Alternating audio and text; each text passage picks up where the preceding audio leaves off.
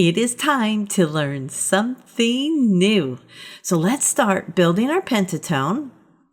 So we know it starts with the lowest note and goes up to the highest with 5 notes. So we have do, re, mi, we skip to the so, and up to la.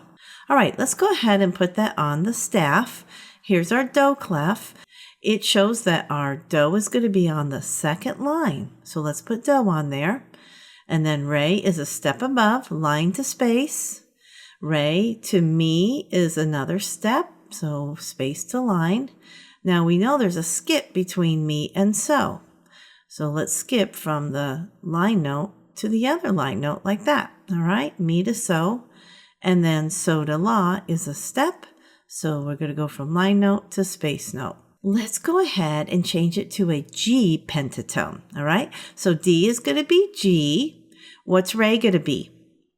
A. We're going to start over, right? Okay. A to me, which re to me, I should say, is going to be A to B. Okay. Now we know we have a skip. So what letter are we going to skip?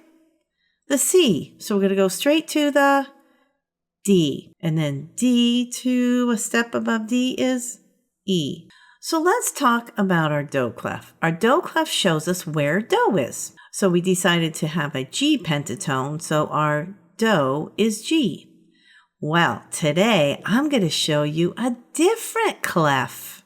What? Yes, instead of a do clef, which by the way is movable, I could have do be on the first space or the third line or the first line. I'm going to introduce you to a clef that doesn't move. You ready for it? Drum roll, please.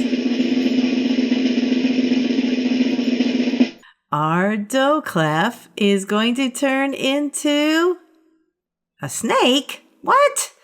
Black snake? No. This is not you right now. You need to find a different slide to slither on. Okay, Okay, so here we have our do clef, and we're going to replace it with this. This is called a treble clef, because when this shows up, it shows it's going to be for the higher voices, like mine or maybe yours. But it also has a second name, the G clef. Why? Because this bottom part wraps around the second line, which happens to be the G line. So any note that is on the second line is going to be a G. So it's really, really helpful for you to remember that this is called the G clef, and then that will help you remember that all these notes on this line will be the letter G. So let's have a super duper easy peasy quiz. Here we have a quarter note that's on that second line. What letter name will this quarter note be? The G, of course. I told you it was easy. Let's move on. What about a half note? That half note is also on that second line when we have the G clef. So what letter name is it going to be? G. All right, let's move on to something harder. We have a pair of eighth notes. Are we going to have 2 different letters? They're both on that second line. What are they going to be? They're both G's. Exactly.